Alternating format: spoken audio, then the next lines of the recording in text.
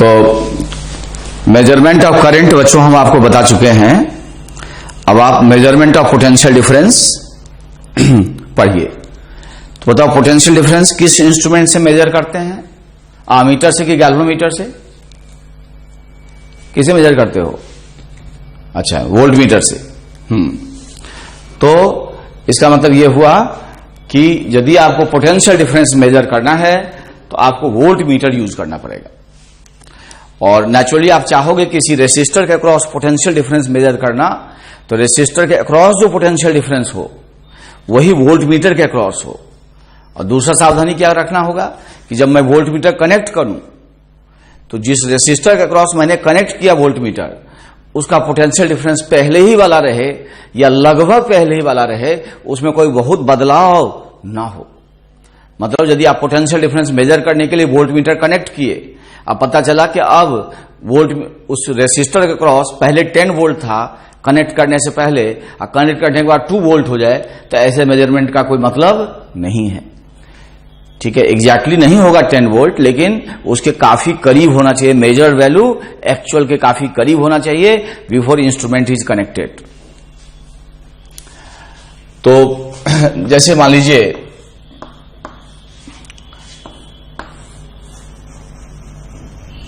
ये रेसिस्टर्स हैं, ये सेल है, मान लीजिए ये R है और ये R0 है। ठीक है, अब आप जो ही वोल्ट मीटर कनेक्ट करोगे तो वोल्ट मीटर का कुछ ना कुछ रेसिस्टेंस होगा।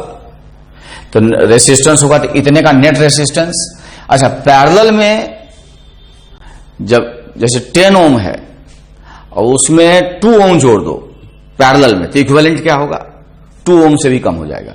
तो पैरेलल का इक्विवेलेंट सबसे छोटे से भी छोटा होता है। अच्छा बताओ, 10 ओम का इक्विवेलेंट बढ़ाना है, हम चाहते हैं कि मेरा इक्विवेलेंट रेसिस्टेंस 10 ओम से ज्यादा होना चाहिए। तो यदि हम इक्विवेलेंट 10 ओम से ज्यादा होना चाहता है और हमारे पास चॉइस है, या तो मैं 8 ओम उसके साथ कनेक्ट करूं या 12 ओम कनेक्ट करूं। क्वेश्चन समझ लो, हमारे पास 10 ओम का रेसिस्टर है और हम चाहते हैं कि रेसिस्टेंस जोड़ने के बाद, पैरेलल में रेसिस्टेंस जोड़ने के बाद, सीरीज में नहीं, पैरेलल में रेसिस्टेंस जोड़ने के बाद इसका नेट रेसिस्टेंस, इक्विवेलेंट रेसिस्टेंस 10 ओम से ज्यादा हो जाए। तो हमको कहता है कि उसके अक्रॉस कितना जोड़ना चाहिए? 2 ओम जोड़ना चाहिए कि 20 ओम जोड़ना चाहिए? बताइए। यदि हम चाहते हैं कि इक्विवेलेंट रेसिस्टेंस 10 ओम से ज्यादा हो जाए और हमको केवल कनेक्ट करना है पैरेलल में, क्या कनेक्ट करोगे? 2 ओम कनेक्ट करोगे कि 20 ओम कनेक्ट करोगे? बताओ। 2 ओम करोगे तो गलत हो जाएगा, तो क्या कनेक्ट करोगे? 20 ओम। 20 ओम कनेक्ट करोगे तब भी गलत हो जाएगा। पैरेलल में कुछ भी जोड़ोगे तो इक्विवेलेंट 10 से कम ही हो जाएगा। कुछ भी जोड़ दोगे तो 10 ओम से कम हो जाएगा। स्मॉल जोड़ोगे तो जम के घटेगा, लार्ज जोड़ोगे तब भी घटेगा, वो 10 ओम से कम ही होगा। देख लो, प्रोडक्ट वाइज सम करो तो 20 अपॉन बताओ 210, तो इसको करोगे तो ये 10 से ज्यादा होगा। तो 10 से ज्यादा होगा, है ना? ये 20 है ना? प्रोडक्ट कितना किए? हाँ, फिर करते हैं प्रोडक्ट बाय सम।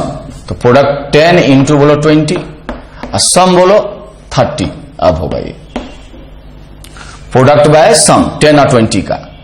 अब बताओ 2 कट गया तो ये 20/6 हुआ, 3 हुआ, तो 20/3 कितना होगा? 6.67। बताओ 10 से ज्यादा हो गया कि कम? कम हो गया। तो जब 10 ओम में के पैरेलल में कुछ भी जोड़ोगे, लार्ज चाहे स्मॉल, इक्विवेलेंट घटता है। तो पैरेलल में आप कुछ भी जोड़िए, इक्विवेलेंट घटता है। स्मॉल जोड़ेंगे तो जम के घटेगा, सबसे छोटे से भी छोटा होगा। लार्ज कनेक्ट करोगे तब भी घटेगा। ठीक है, 10 ओम से कम हो जाएगा। तो जो ही यहां पे हम ये वोल्ट मीटर कनेक्ट करेंगे तो इतने का नेट रेसिस्टेंस घट जाएगा। तो लिखो as the volt meter is connected,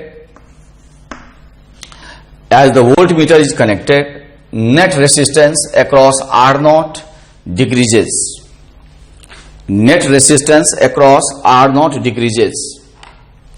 Across R0 decreases. अब इसलिए क्या होगा, total resistance, therefore total resistance of circuit, total resistance of the circuit, अब इतने का नेट घट गया तो इसके साथ ये सीरीज में है तो सीरीज का भी इक्विवेलेंट घट जाएगा, net resistance of circuit decreases,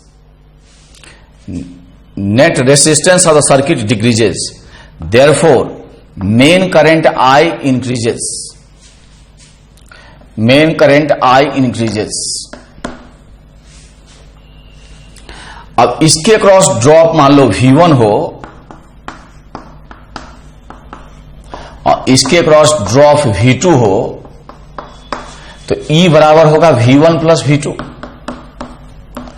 और V1 क्या होगा बोलो, I इंटू ये R, I बेचारा बढ़ गया तो लिखो since I increases therefore V1 increases,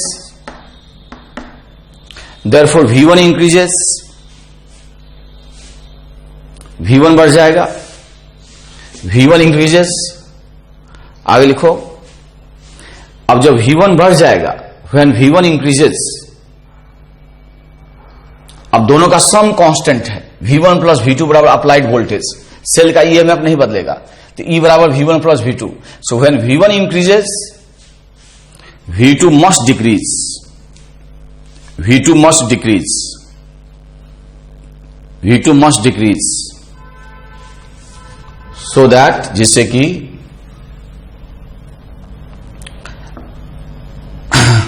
sum of V1 plus V2 remains constant, sum of V1 plus V2 remains constant, therefore voltmeter reading of the voltmeter is less than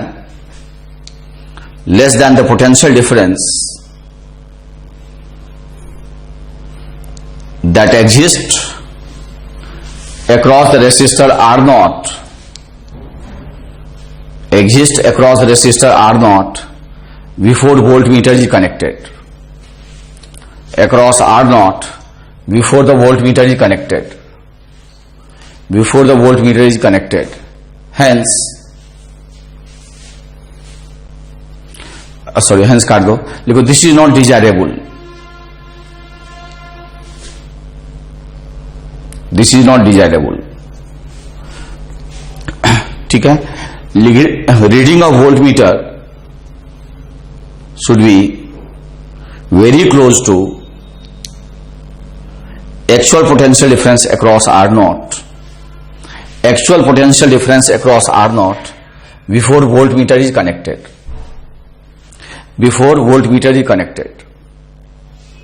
देखो this is possible only when, this is possible only when after connecting voltmeter, net resistance across R0, net resistance across R0 almost remains same, almost remains same। Because to achieve this we have R0 into RV upon RV plus R0 equal to R dash. तो ये जो R dash है इनके across equivalent हो गया, इनके across. अब हम चाहते हैं R dash to be very close to R0, तो ऐसा करो कि RV से डिवाइड कर दो, तो R0 upon 1 plus R0 bye RV, ठीक है। तो लिखो R dash should be very close to R0, R dash should be very close to R0, for this RV should be much much greater than R0। ये बहुत ज्यादा हो जाएगा तो ये टेंडिंग टू 0 हो जाएगा। Ideally RV should be infinite,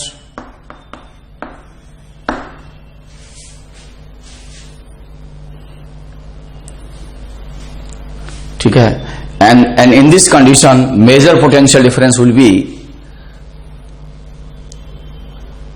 very close to actual potential difference before voltmeter is connected. Therefore, resistance of the voltmeter is kept very large. Resistance of the voltmeter is kept very large. Is kept very large. ठीक है, and the resistance of the voltmeter is kept very large. Therefore, voltmeter is a high resistance device.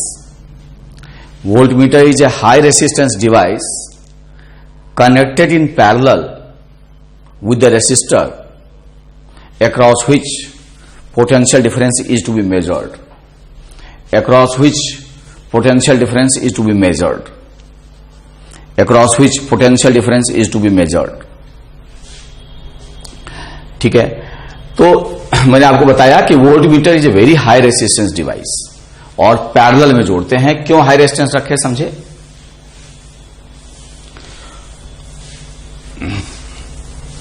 अब देखो, galvanometer is the basic instrument, है ना। Galvanometer का coil ही पहले designed होता है, मैन्युफैक्चर्ड होता है, डिजाइंड होता है।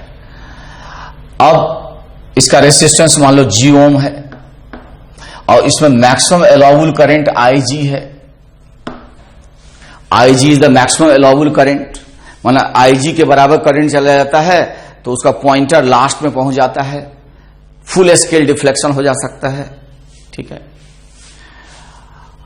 अब इसी को यदि हम वोल्टमीटर के रूप में कनेक्ट कर दें, सॉरी वोल्टमीटर के रूप में कैलिब्रेट कर दें, करे एम्पियर को वोल्टमीटर के रूप में कैलिब्रेट कर दें आईजी इंटू जी करके, तो इसका जो मेजरिंग रेंज होगा वोल्टमीटर का काफी कम होगा, वेरी स्मॉल होगा। आईजी काफी स्मॉल होता है, तो इसको वोल्टमीटर बनाने के लिए एज सच आपको रेसिस्टेंस क्या होगा, बढ़ाना पड़ेगा, क्योंकि गैल्वेनोमीटर का रेसिस्टेंस ज्यादा होता है अमीटर से, लेकिन बहुत ज्यादा नहीं होता।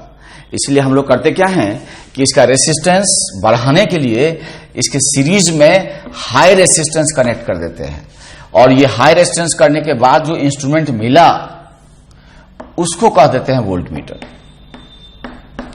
उसको कहते हैं वोल्टमीटर, उसको वोल्टमीटर कहेंगे। और रीडिंग ऑफ वोल्टमीटर क्या होगा, जो यहां कैलिब्रेशन रहेगा, जो वोल्ट जितना वोल्ट लिख के आएगा वो क्या होगा, रीडिंग ऑफ वोल्टमीटर लिखो, रीडिंग ऑफ वोल्टमीटर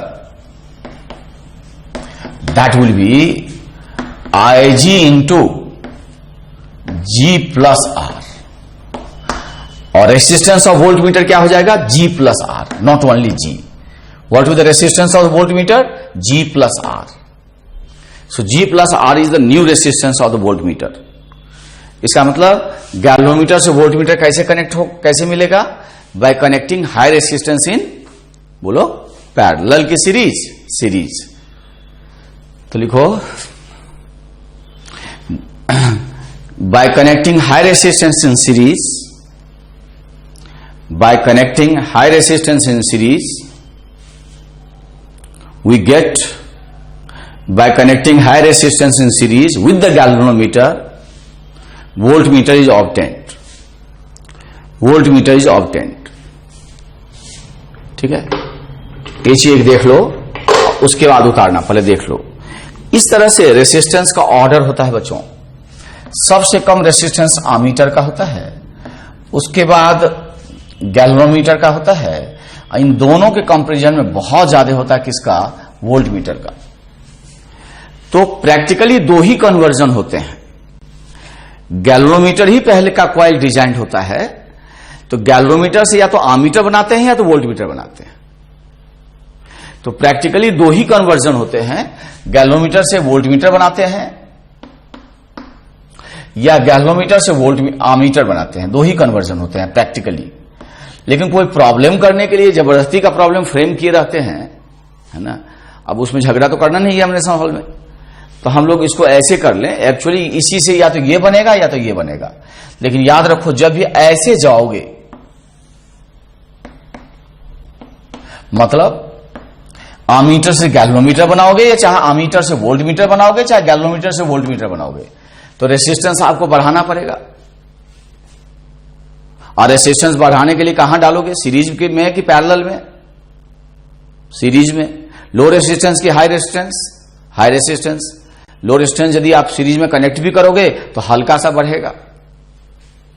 इसलिए कैसे अचीव करोगे, लिख लो by connecting high resistance in series, by connecting high resistance in series, high resistance in series. अब मेरे प्यारे बच्चों, यदि आपको इधर आना है, हालांकि कन्वर्जन केवल गैल्वेनोमीटर से अमीटर होता है, दैट्स ऑल, लेकिन प्रॉब्लम के लिए प्रॉब्लम हो, ठीक है, तो यदि आपको इस इधर से इधर वापस आना है,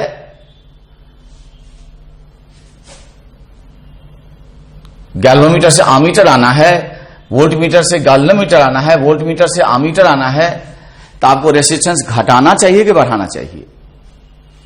तो घटाने के लिए क्या करोगे, पैरेलल में डालोगे। लो रेसिस्टेंस के हाई रेसिस्टेंस, जम के घटाना है तो लो रेसिस्टेंस, हल्का घटाना है तो हाई रेसिस्टेंस, लेकिन यहां जम के घटाना है तो लिखो बाय कनेक्टिंग, अच्छे से लिखना, by connecting low resistance in parallel, by connecting low resistance in parallel, low resistance in parallel. Question लिखो, how to convert, how to convert, how to convert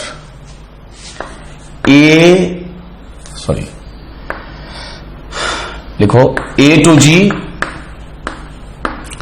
A to V, G to V, बताइए कैसे? A to G, A to V, G to V, bye connecting. Resistance बढ़ाना घटाना है?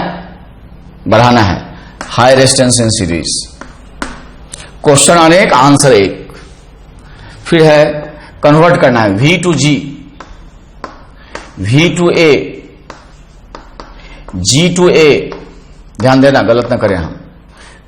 वापस आना है तो वापस आने के लिए रेसिस्टेंस को घटाना पड़ेगा, तो कैसे घटाओगे? लिखो bye connecting low resistance in parallel, by connecting low resistance in parallel. Question लिखो, a 100 ohm galvanometer gives, a 100 ohm galvanometer gives, 100 ohm galvanometer gives full scale deflection at 10 milliampere, at 10 milliampere. Find the resistance to be connected, find the resistance to be connected with it, resistance to be connected with it,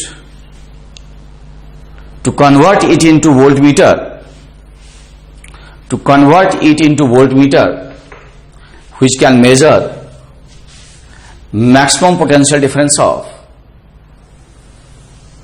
maximum potential difference of, first लिखो 60 volt, first लिखो 60 volt, second लिखो, पहले first करके दिखाओ, पहले first करके दिखाओ, video रोक दो, पहले फर्स्ट करके दिखाओ।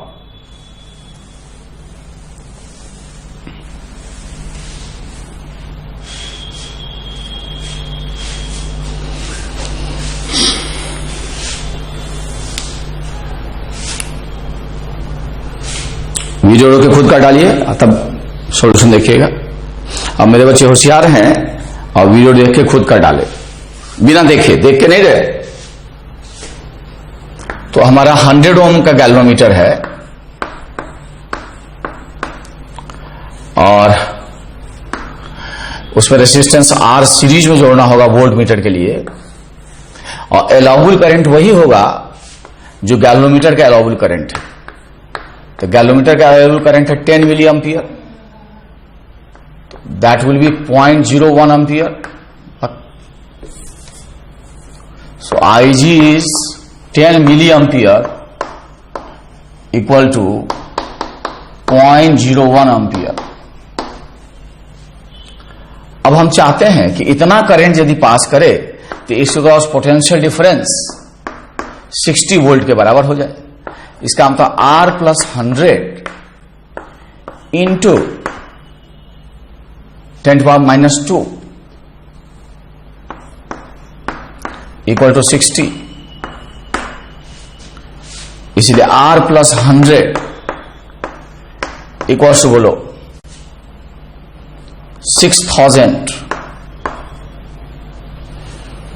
6000। इसलिए R इक्वल टू लिखो 5900 ओम। कभी कभी ये इतना छोटा होता है, इसके कंपैरिजन में इतना छोटा होता है कि लगभग उसी के बराबर कर लेते हैं। यहां तो ठीक है। सेकंड लिखो जो 600 वोल्ट, कितना पोटेंशियल डिफरेंस मेजर करना है? 600 वोल्ट। खुद से कर डालो तो वीडियो रोक के, खुद से कर डालो वीडियो रोक के। और बच्चे होशियार हैं, वीडियो रोक के खुद कर डाले।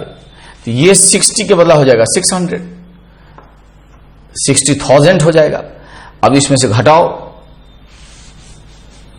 तो 00995 इतना ओम हो जाएगा। क्वेश्चन लिखो, a galvanometer of resistance G ohm can measure maximum potential difference of V volt.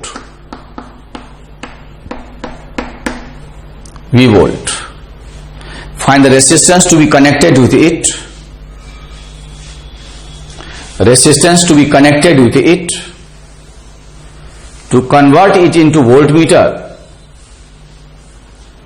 To convert it into voltmeter, which can measure maximum potential difference of,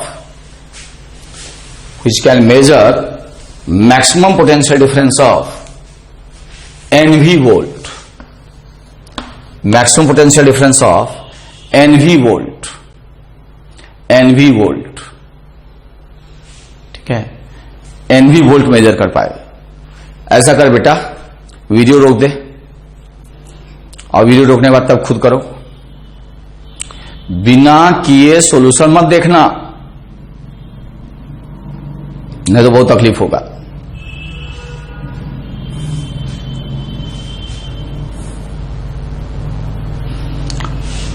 I hope हमारी बात आपको समझ में आ गई।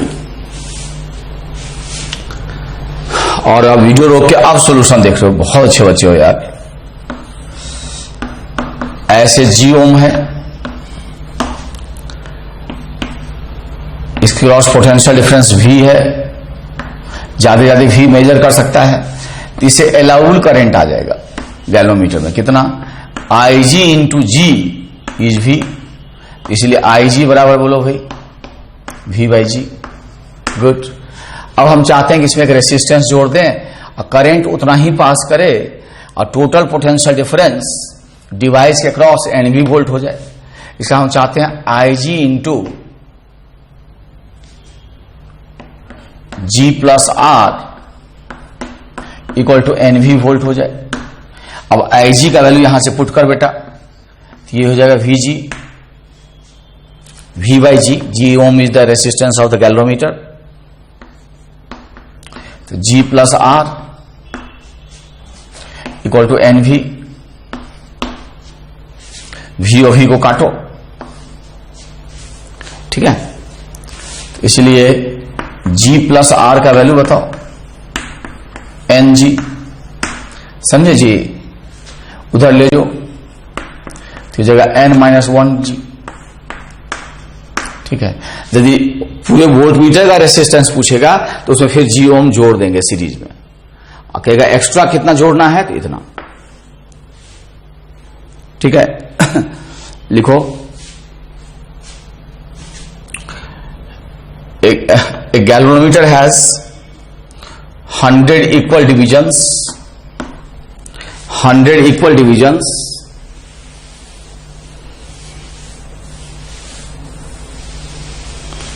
with current sensitivity, 100 equal divisions with current sensitivity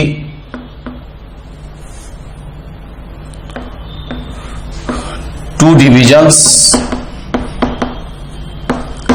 per millivolt per milliampere,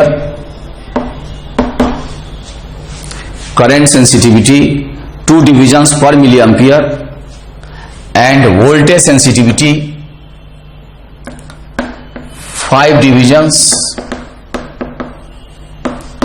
per millivolt.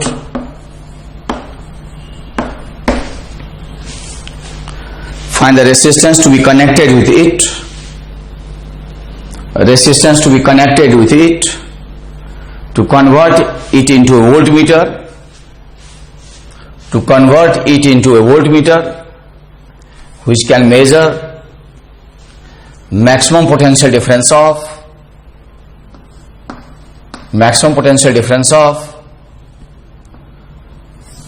50 volt. Maximum potential to convert it into a voltmeter which can measure maximum potential difference of 50 volt. ऐसा करो, video रोक दो और तब सुनना. मतलब सुनना क्या, करो अपने से, वीडियो रोक के खुद कर डालिए तब सॉल्यूशन देखिएगा. खुद पहले कर डालो, यानी कि इंतजार में है.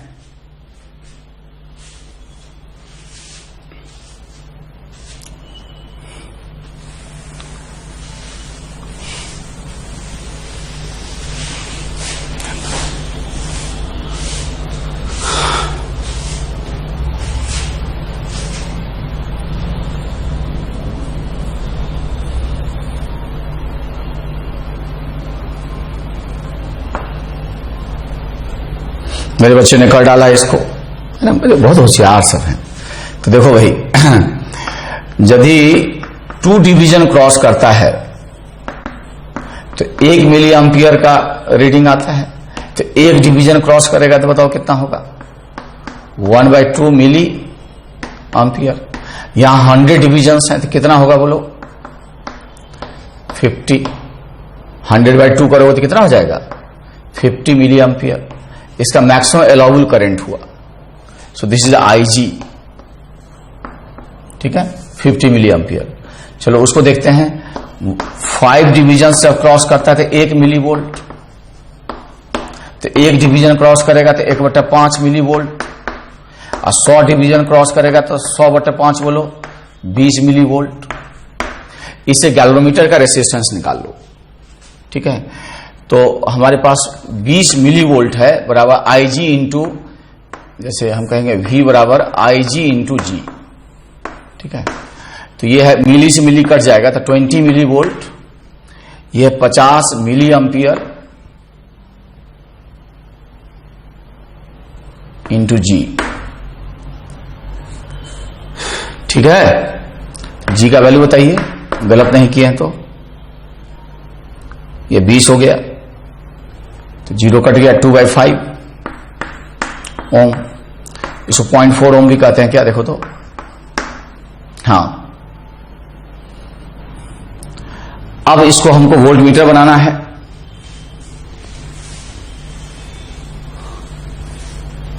$50 वोल्ट का रीडिंग होना चाहिए. तो नेचुरली इस गैल्वेनोमीटर जिसका रेसिस्टेंस 0.4 ओम है उसके साथ एक सीरीज में कैपिटल R डालेंगे और अभी भी करंट वही अलाउ करेंगे जो पहले था. अलाउबल करंट कितना, allowable current is 50 milli ampere, मतलब 0.05 एम्पियर. तब जो टोटल ड्रॉप होना चाहिए डिवाइस के क्रॉस वो 50 वोल्ट होना चाहिए. 50 मिली एम्पियर को 0.05 लिखे. ठीक है, 1000 से डिवाइड किए तो 0.05 into R plus 0.4 equals to बताओ 50 होना चाहिए. तो R प्लस 0.4 हो जाएगा तो 50/0.05 तो 50/5 इंटू 10⁻². ठीक है, -2 करेंगे तो ऊपर +2 हो जाएगा. तो ये 10 तो 1000 हो गया, 1000 हो गया. तो ठीक है, तो 1000 में चाहो तो 0.4 घटा लो, अच्छा मन करे तो ना घटाओ, घटाने का मन है तो कर लो। 999.6 ओम। और ये चॉइस नहीं है, केवल 1000 ओम है तो वो भी सही है, दोनों है तब ये सही है। कैलकुलेशन जरा चेक कर लेना भाई, बच्चे हो तुम लोग।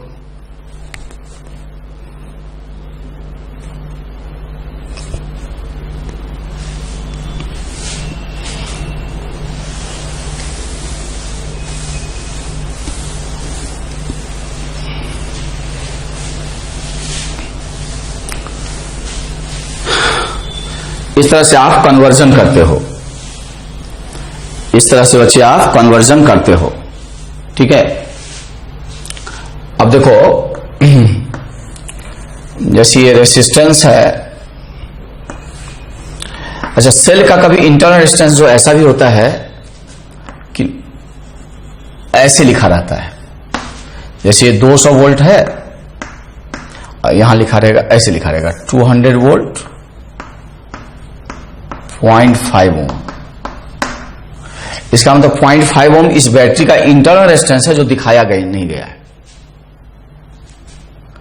और ये जो दिखाया नहीं गया है आपको दिखाना पड़ेगा, ये आमीटर है।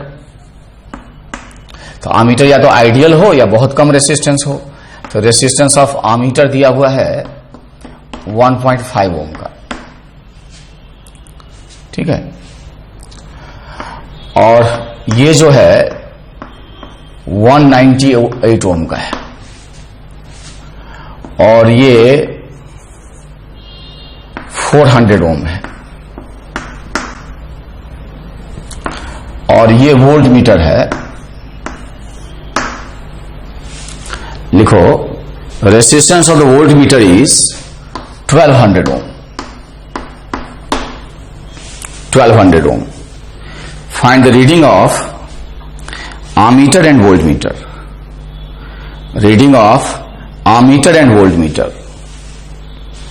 Reading of ammeter and voltmeter.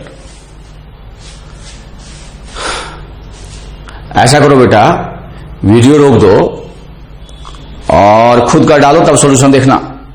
वैसे सॉल्यूशन नहीं देखना है, इसको रोकिए और रोकने के बाद सॉल्यूशन देखिए। तो इन दोनों के पैरेलल का इक्विवेलेंट निकाल लो। तो 1200 और 400 के पैरेलल का इक्विवेलेंट बताओ। 12×4 का 300, ठीक है। सर्किट को स्टेप बाय स्टेप रिड्यूस कर दो। 12 और 4 का प्रोडक्ट होगा 48 और डिवाइडेड बाय 16 तो 300 ओम हो जाएगा। ये 198 ओम है,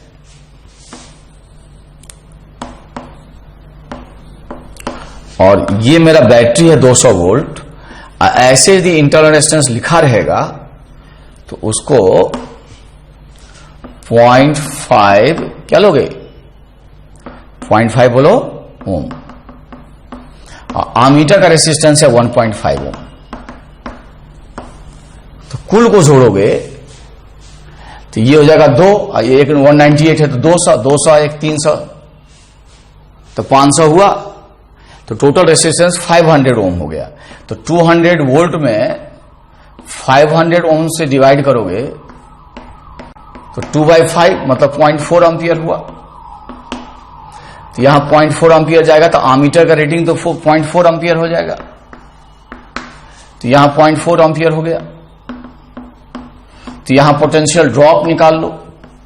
तो 300 इंटू 0.4 कितना होता है बताओ, 120 वोल्ट। 300 into 0.4 is 120 volt. तो पैरेलल की इक्विवेलेंट में 120 वोल्ट है, तो पैरेलल के प्रत्येक में बोलो 120 वोल्ट होगा। Therefore what is the reading of the voltmeter, 120 volt. What is the reading of the voltmeter, 120 volt. नहीं समझ में आया है तो वीडियो रोक के खुद समझ ले।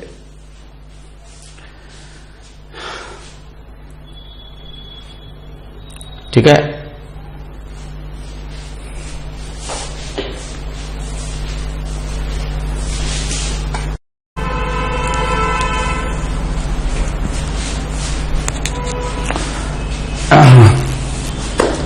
तो आगे बढ़ते हैं। ये लिखो इफ यहां इसमें लिखो बच्चों, if the volt meters are ideal then find the reading of each volt meter. इसमें लिखो फर्स्ट क्वेश्चन में, if the volt meters are ideal then find the reading of the volt meter, reading of each volt meter. First question. Second लिखो, when switch S is open, the reading of the voltmeter is 20 volt। ठीक है। When switch S is closed, switch S is closed, then the reading of the ammeter is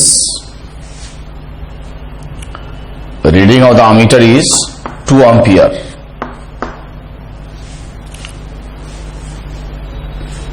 ammeter is 2 ampere। ठीक है। and that of the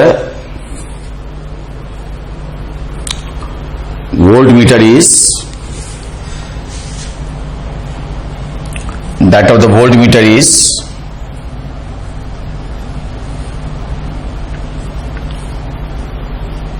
reading of the ammeter is 2 ampere। if ammeter is ideal,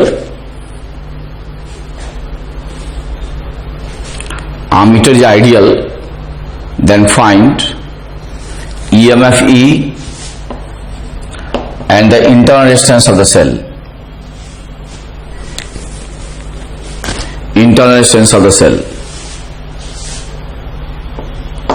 second part लिखो, suppose ammeter is not ideal and its reading is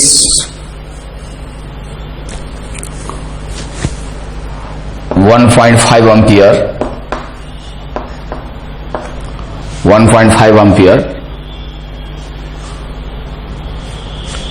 and the reading of the voltmeter is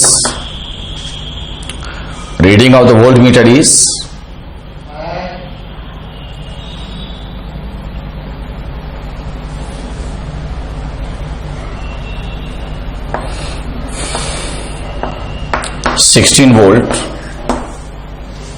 then find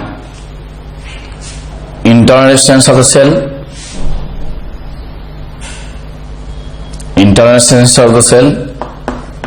and the resistance of the ammeter, देखते हैं कैसा बनता है ये। इसमें लिखो, if reading of voltmeter is 12 volt, if the reading of voltmeter is 12 volt, then find resistance of the voltmeter,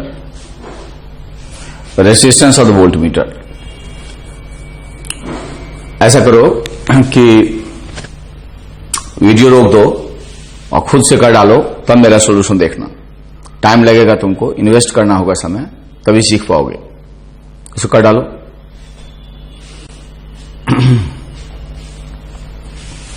और बच्चे होशियार हैं, सॉल्यूशन करने के बाद देख रहे हैं। चलिए, अब चूंकि आइडियल है तो इधर से करंट जाएगा ही नहीं। आइडियल वोल्टमीटर का रेसिस्टेंस इनफाइनाइट, ठीक है। इनफाइनाइट का मतलब सर्किट इज ओपन।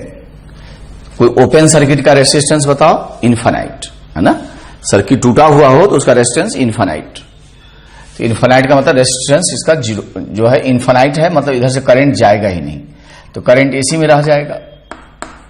तो जब करंट इसी में रह जाएगा तो दोनों सीरीज में हो गए, तो 300 200 का सीरीज बोलो 500, और ईएमएफ है 200 वोल्ट, तो 200 अपॉन 500 0.4 हो गया एम्पियर, 2/5। अब 0.4 एम्पियर है तो यहां ड्रॉप होगा 120 वोल्ट। ये क्लास 10th का सवाल है। और 0.4 एम्पियर होगा तो यहां होगा 80 वोल्ट। कैसे? I into R, problem solve हो गया। ये देखो, इसमें स्विच जो ओपन था, इसमें दिया होगा लिख लो, वोल्ट मीटर इज आइडियल।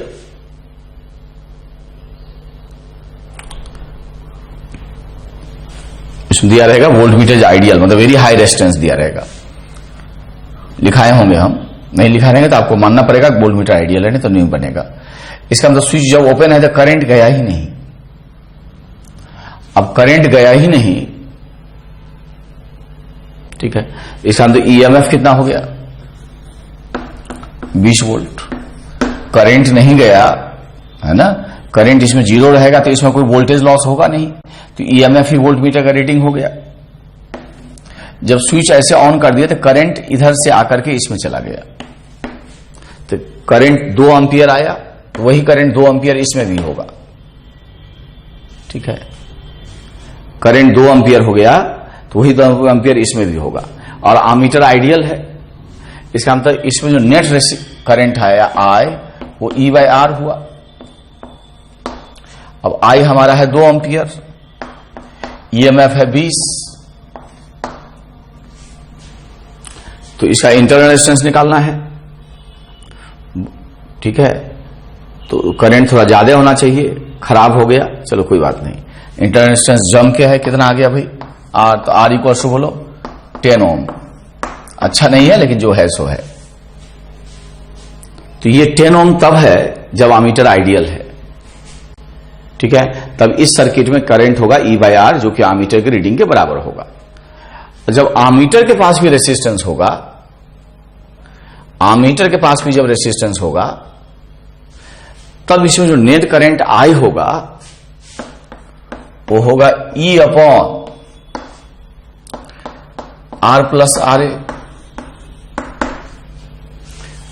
आई हमारा है E है हमारा 20, तो R प्लस RA बताओ, करंट बताओ 1.5, ठीक है। तो इससे तुमको R प्लस RA का वैल्यू आ जाएगा कितना, 20/1.5, ये जो आ जाए खराब सा है। एक तो इक्वेशन ये हुआ सेकंड पार्ट के लिए। अब इसका रीडिंग घट के हो गया 16 वोल्ट, तो पहले ईएमएफ था 20 वोल्ट, तो इसका मतलब ये हुआ कि अब रीडिंग 16 वोल्ट हो गया, तो ये कितना वोल्ट खाया, 4 वोल्ट खाया, 4 ये खाया, ठीक है। ये 4 वोल्ट खा गया, क्योंकि डिस्चार्जिंग में जो होगा पोटेंशियल डिफरेंस V डिस्चार्जिंग में वो E-IR होगा, ठीक है। तो ये है, तो इसका मतलब जो हमारा रीडिंग है, जो यहां रीडिंग है वो 16 है, और ईएमएफ हमारा 20 है।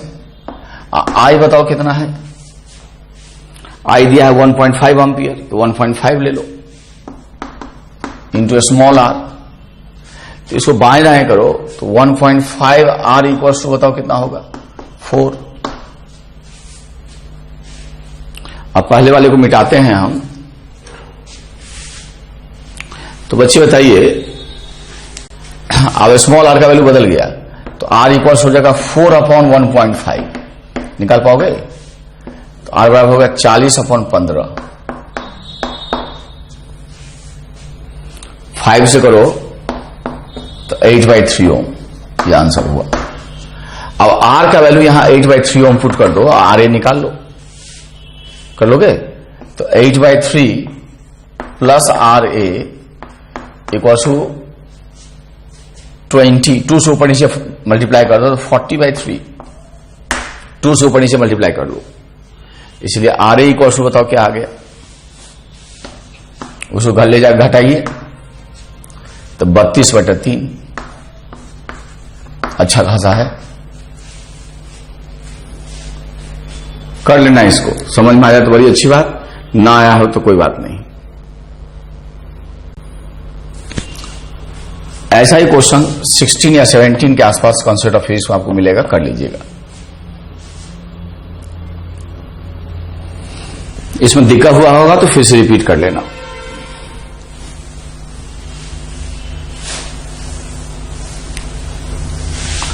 अब देखो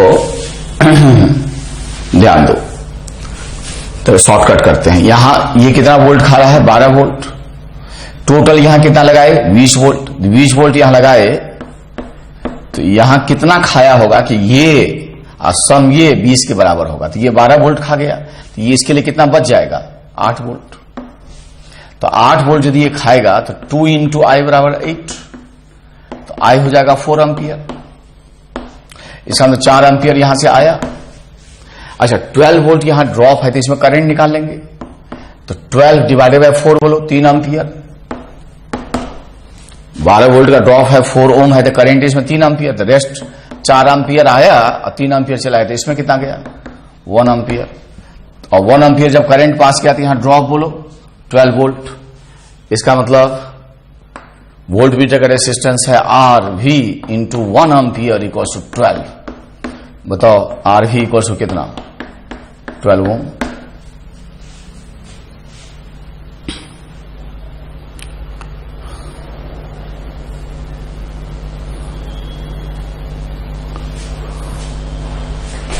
ठीक है, समझ में आ गया। क्योंकि उसमें हमें लगता है कि हम आपको दिक्कत हुआ हो तो एक इसको फिर रिपीट कर देते हैं। ये तो कर लिए होगे। लिखो volt meter is having very high resistance and ammeter is having negligible resistance. Ammeter is having negligible resistance.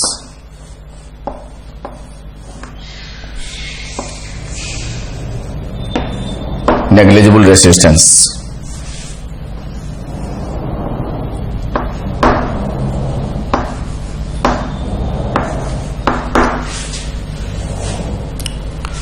when switch S is open,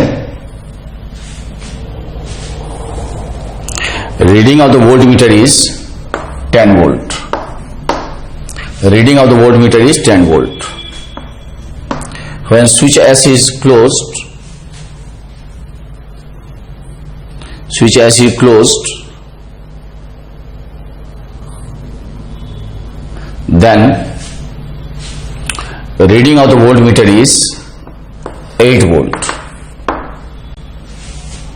ठीक है, and current through the ammeter is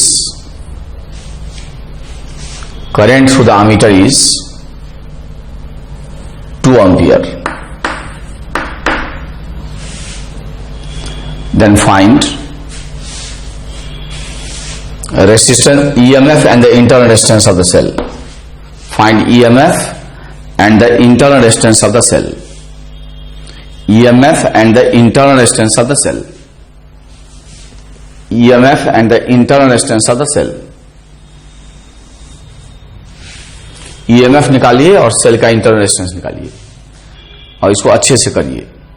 video रोक दीजिए और खुद कर डालिए। मैं रिपीट कर दिया। अब वीडियो रोक दिए आप लोग। अब आप सॉल्यूशन देखो। स्विच ओपन है, अब वोल्टमीटर का बहुत ज्यादा रेसिस्टेंस है तो इसमें करंट नहीं होगा, तो सर्किट ओपन हो गया तो इसमें कोई वोल्टेज ड्रॉप नहीं होगा। इसका मतलब वोल्टमीटर का जो रीडिंग है वही ईएमएफ हो गया, 10 वोल्ट हो गया। जब स्विच ओपन कर दिए तो जो करंट यहां होगा वही करंट यहां होगा, तो इसका मतलब 2 एम्पियर करंट यहां है। अब जो वोल्टमीटर का रीडिंग होगा वो डिस्चार्जिंग कंडीशन है, तो डिस्चार्जिंग कंडीशन में पोटेंशियल डिफरेंस कितना होता है? डिस्चार्जिंग है, ये करंट निकल रहा है तो E minus I R, charging होता है ई प्लस आई आर। तो वोल्टमीटर का रीडिंग कितना है बताओ? 8। ई कितना है बताओ? 10।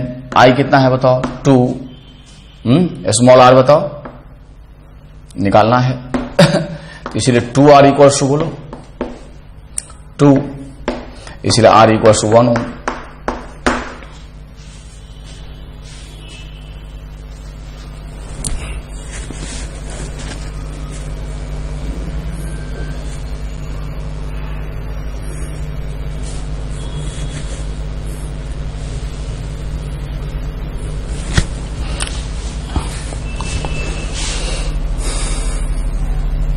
यहां एक रेसिस्टेंस भी जोड़ दो R डैश, तब ये सवाल सही होगा। नहीं दो अलग अलग तरीके से अलग अलग आ जाएगा। यहां एक रेसिस्टेंस भी जोड़ दो R डैश, ठीक है। इसमें रेसिस्टेंस भी जोड़ दो तब ये करेक्ट होगा सवाल। तो R इक्वल टू आ गया 1 ओम, ठीक। अब आपसे पूछे find the value of R dash. Ammeter तो आइडियल ही है, अब आर डैश पूछ दिया तुमको, ठीक है, तब इस सर्किट में ये सीरीज में हो गया, तो करंट हो जाएगा I बराबर E upon R plus R dash. तो I हमारा है 2 एम्पियर, ये है हमारा 10, R कितना है बताओ, R निकला है 1, तो R डैश निकालोगे, यहां R डैश डालना जरूरी है, नहीं तो सवाल गलत हो जाएगा, दो अलग अलग तरीके से अलग अलग चीजें आ जाती। तो बताओ R डैश कितना होगा, यहां से निकाल लो, तो 1 plus R dash equals to 5, तो R डैश बोलो 4 ओम, ठीक है। तो जो सवाल था इसे यहां R डैश डाल दो तो सही हो जाएगा, क्योंकि आमीटर आइडियल कर दिए है ना, तो दिक्कत होने लगेगा।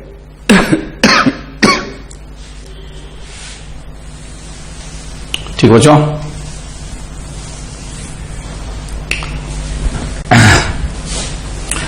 थोड़ा बहुत ही शॉर्ट में एक मैग्नेटिज्म का टॉपिक है इसी से रिलेटेड, उसको बहुत ज्यादा शॉर्ट में कर दे रहे हैं, मतलब जितना काम है। लिखो मूविंग कॉइल गैल्वेनोमीटर, बहुत इंपॉर्टेंट है, लिखो मूविंग कॉइल गैल्वेनोमीटर। तो इसमें क्या करते हैं कि ऐसे सॉफ्ट आयरन का कोर लेते हैं। सॉफ्ट आयरन क्या करता है, मैग्नेटिक फील्ड के स्ट्रेंथ को बढ़ाता है ड्यू टू हाई परमेबिलिटी, ठीक है। तो ऐसे एक कोर लिए, सिलिंड्रिकल कोर लेते हैं सॉफ्ट आयरन का, उस पे इंसुलेट करके ऐसे वायर जो हैं इंसुलेट करके रेक्टेंगुलर वायर जो है वाइंड कर देते हैं, ठीक है। और यहां सस्पेंशन वायर होता है, इंसुलेटेड रहता है, यहां स्प्रिंग होते हैं, ये वायर होता है, और यहां जो है सो परमानेंट सिलिंड्रिकल बार मैग्नेट होते हैं, हॉर्स शू शेप कहते हैं, रेडियल फील्ड प्रोड्यूस करता है। तो लिखो soft iron core is used, soft iron core is used, ठीक है, due to its high permeability to increase the strength of magnetic field, to increase the strength of magnetic field, strength of magnetic field, strength of magnetic field, ठीक है। इसमें ऐसे pointer लगा रहेगा, इसमें ऐसे पॉइंटर लगा रहेगा जिसमें स्केल रीडिंग आएगा ऐसे,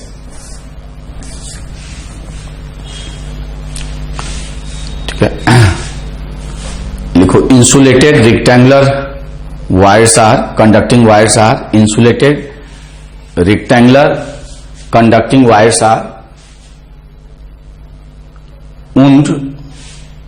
wound on the core, ठीक।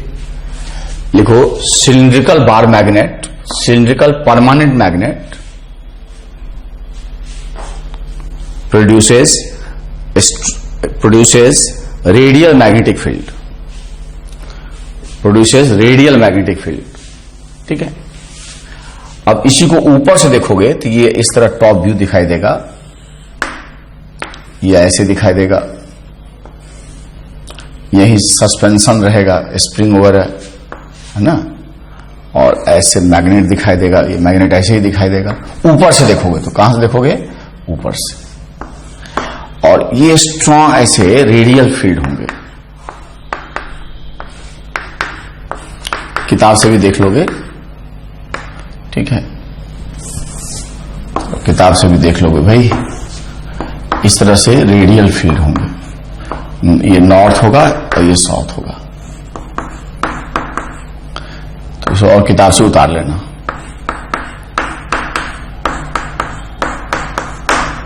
इसी में पॉइंटर लगे रहते हैं और यहां स्केल होता है, उसी पे डिफ्लेक्शन होता है। ठीक है, लिखो when current is passed in the coil, जो इसमें करंट पास करते हैं, ठीक है, then it experiences torque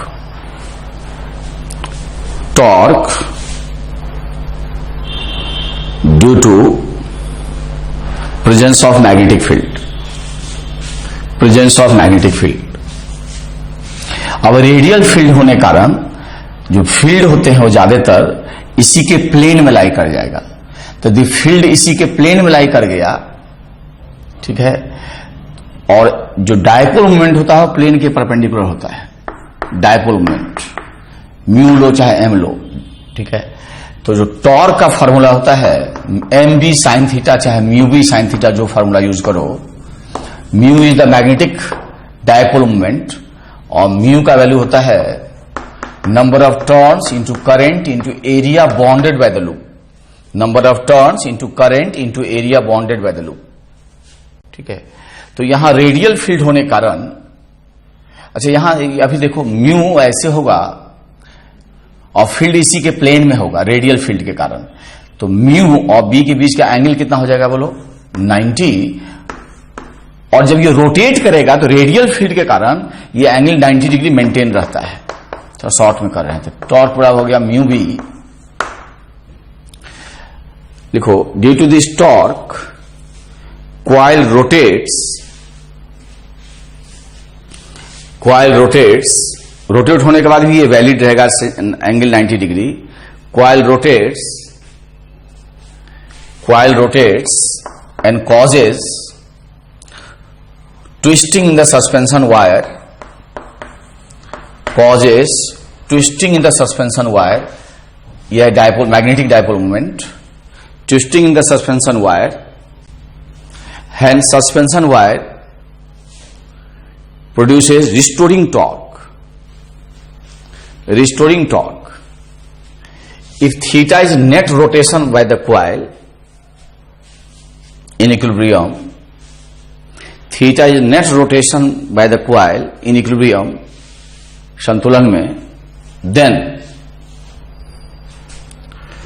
deflecting torque equal to लिखो रिस्टोरिंग टॉर्क, लिखो डिफ्लेक्टिंग टॉर्क इक्वल टू लिखो रिस्टोरिंग टॉर्क बराबर रिस्टोरिंग टॉर्क, शॉर्ट में कर रहे हैं इसलिए थोड़ा सा, रिस्टोरिंग टॉर्क, डिफ्लेक्टिंग टॉर्क बराबर रिस्टोरिंग टॉर्क। तो डिफ्लेक्टिंग टॉर्क होगा NIAB और रिस्टोरिंग टॉर्क होगा K theta, where K is called torsional constant, ठीक है। तो इससे आप क्या देखते हो कि I बराबर हो गया K bye NAB,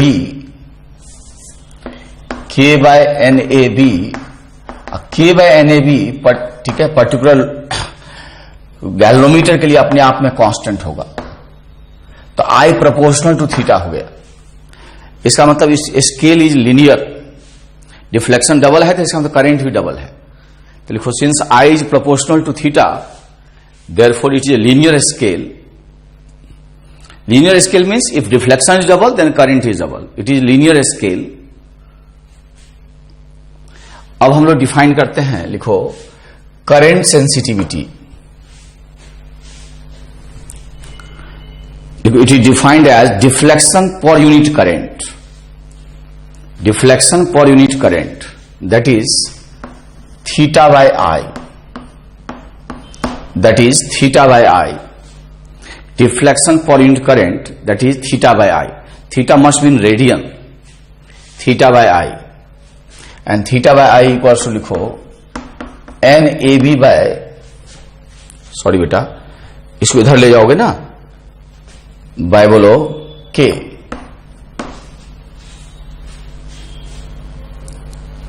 NAB bye K। तो ये I बाय थीटा नहीं होता, थीटा बाय I। मतलब क्यों थीटा बाय होता है, जब स्मॉल करंट के लिए वहां डिफ्लेक्शन ज्यादा दिखाए, इसका मतलब यह नहीं कि रीडिंग ज्यादा हो जाए, ठीक है, उस तरह से उसका मेजरमेंट ही हो, कैलिब्रेशन ही वैसा हो। कहने का मतलब कि हमको 2 एम्पियर के लिए एक ऐसा गैल्वेमीटर है उसमें 20 स्मॉल डिवीजन क्रॉस करता है, और एक ऐसा गैल्वेमीटर जहां 2 ही स्मॉल डिवीजन क्रॉस होता है, ठीक है, जिसमें 20 डिवीजन क्रॉस होना पड़ता है 2 एम्पियर लिखने के लिए, वो ज्यादा सेंसिटिव है, वो ज्यादा सेंसिटिव है। तो सेंसिटिव इंस्ट्रूमेंट कब होगा? जब स्मॉल, जिस चीज को मेजर करना है उसमें स्मॉल चेंज हो तो डिफ्लेक्शन लार्ज हो। तो लिखो for better current sensitivity theta by I should be large, theta by I should be large, ठीक है। अब लिखो वोल्टेज सेंसिटिविटी, अब लिखो वोल्टेज सेंसिटिविटी, लिखो if I the resistance of the coil, then the voltage sensitivity is theta by V, that is theta by IR, equals to NAB by KR. लिखो if N is doubled, n को n से 2n कर दे, if n is doubled then what will the effect on current sensitivity and voltage sensitivity? What will the effect on current sensitivity and voltage sensitivity? Current sensitivity and voltage sensitivity, तब current sensitivity और voltage sensitivity में क्या फर्क पड़ेगा? Video रोक के कर डालो, 12th में सब लोग इसको करते हैं। तो यदि n डबल कर दोगे बाकी कांस्टेंट रहेगा, तो लिखोगे करंट सेंसिटिविटी गेट्स डबल्ड, लिखो current sensitivity gets doubled, current sensitivity gets doubled, gets doubled, ठीक है। जो करंट सेंसिटिविटी है वो डबल है।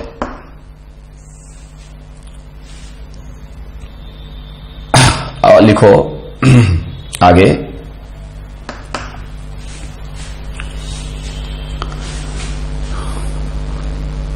तब जो आपका करंट सेंसिटिविटी है दुगना हो गया, बट चूंकि नंबर ऑफ टर्न्स डबल करोगे तो रेसिस्टेंस भी डबल हो जाएगा, वायर का लेंथ डबल हो जाएगा, तो ये दोनों कट जाएगा।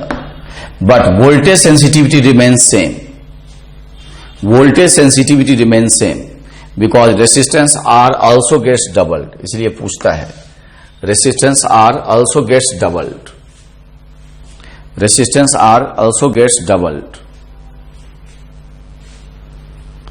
Resistance R also gets doubled. देखो in the moving coil galvanometer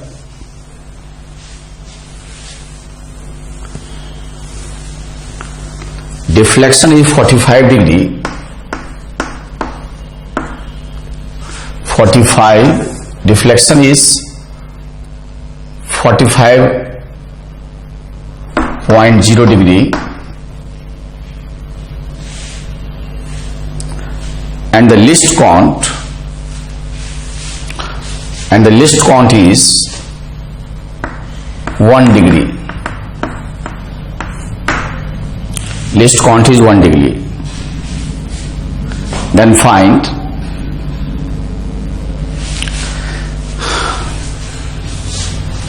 percentage error in the measurement of current.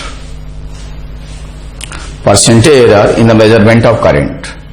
अब ये थीटा रेडियन में होना चाहिए, तो यहां यदि एरर का नियम लगा दोगे तो डेल्टा आई बाय आई बराबर होगा डेल्टा थीटा बाय थीटा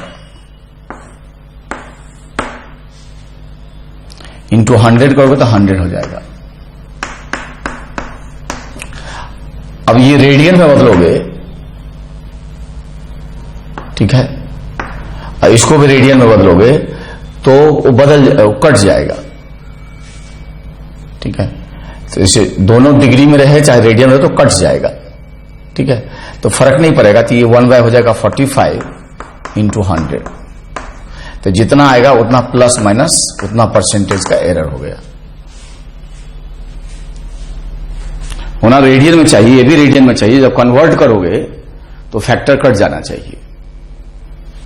जैसे 180 डिग्री होता है पाई रेडियन, ये हो जाएगा पाई बाय 180 इंटू 45, और ये भी हो जाएगा पाई बाय 180। तो वो पाई बाय 180 कट जाएगा, चिंता की कोई बात नहीं है।